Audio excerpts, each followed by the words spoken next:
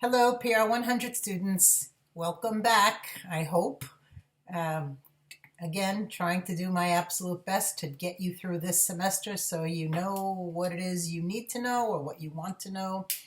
This, again, Fundamentals of Public Relations, is the first course in the public relations curriculum. So those of you who are PR majors or minors will need to know what goes on in this class if you intend to move forward next semester and continue through the curriculum. So you can consider this PR 100 Lecture 3-1.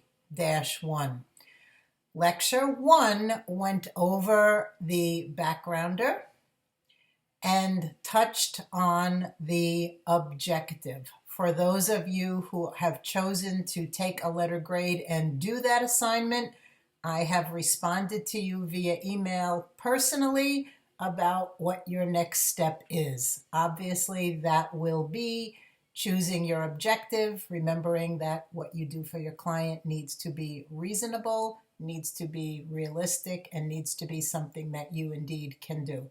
Those of you who have done the backgrounder have received my information via email. So let's go forward now with the third step in the process of putting together a public relations campaign. Again, the start to finish project that you do to make sure that your client gets what A, they want to get, and B, what you think they need to reach the objective.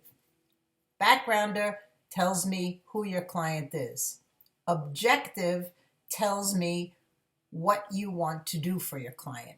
Step 3, who do you want to do it to, or who do you want to do it for? And that's how we're going to talk about choosing audiences. Way back, feels like 100 years ago, when we talked about audiences, you will remember, I hope, that we talked about targeted audiences. How the difference between public relations and advertising is that advertising is that buckshot. Go out and hope that you reach somebody with your message.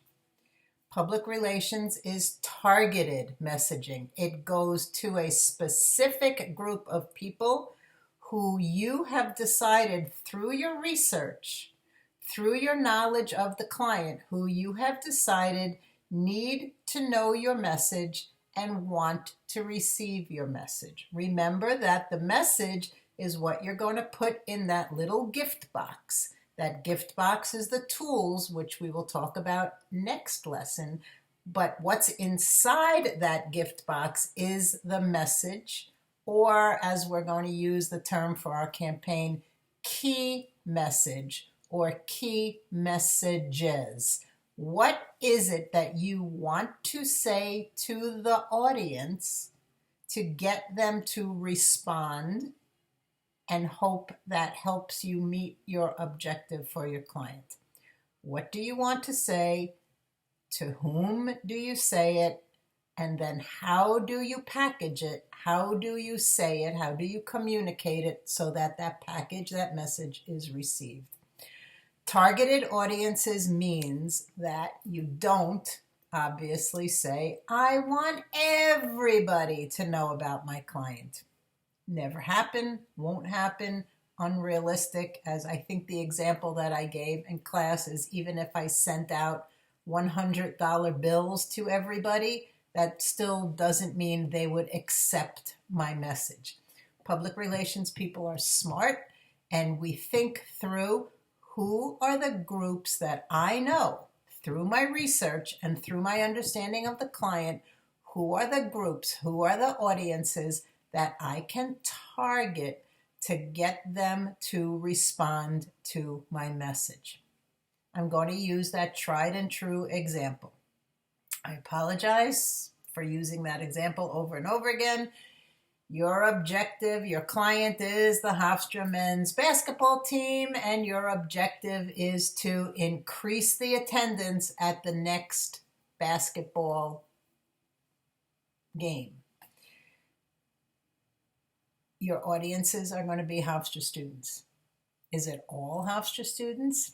Not a chance in heck all Hofstra students would be the least bit interested in going to a Hofstra men's basketball game, no matter whether you were giving out t-shirts or $100 bills or I don't know what you could give out. You're not going to get everybody. Even if you get 90% of the people, your client can still say to you, you said everybody, so you did not meet your objective. So you're going to think through, who are the audiences that would likely want to go to a Hofstra basketball game? This is where you and I would talk in class, but again, I'm going to give you the questions and the answers.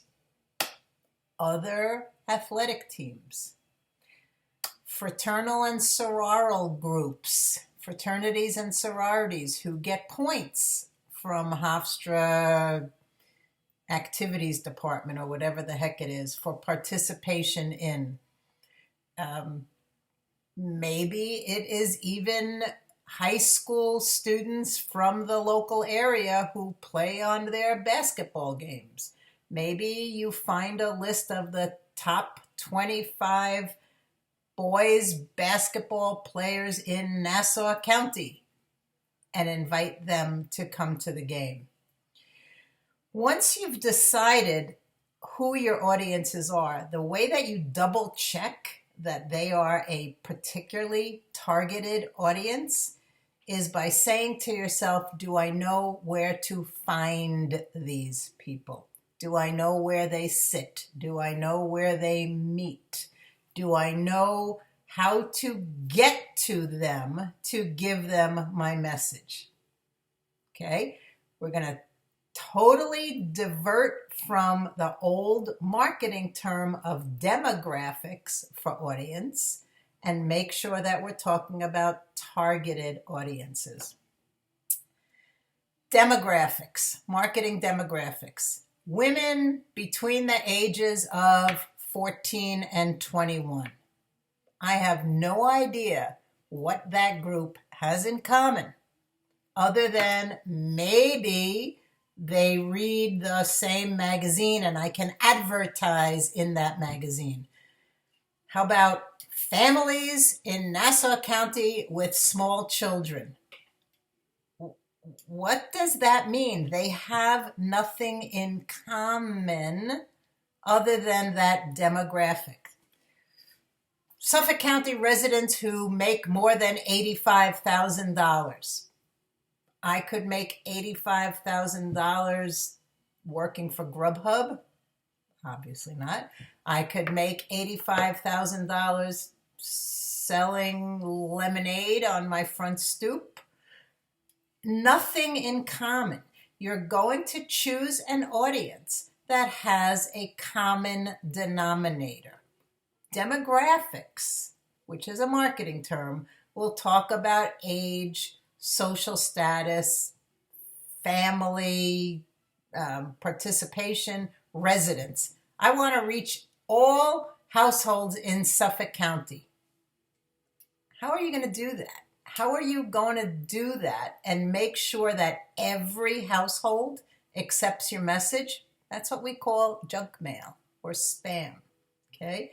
Remember that you're finding an audience that has a common denominator that you know will be interested in your client. Once you choose that audience or audiences, you're going to choose a key message for each of the audiences. Key message, again, one statement that sums up, come to the Hofstra basketball game. Learn about how to join the Hofstra men's basketball game.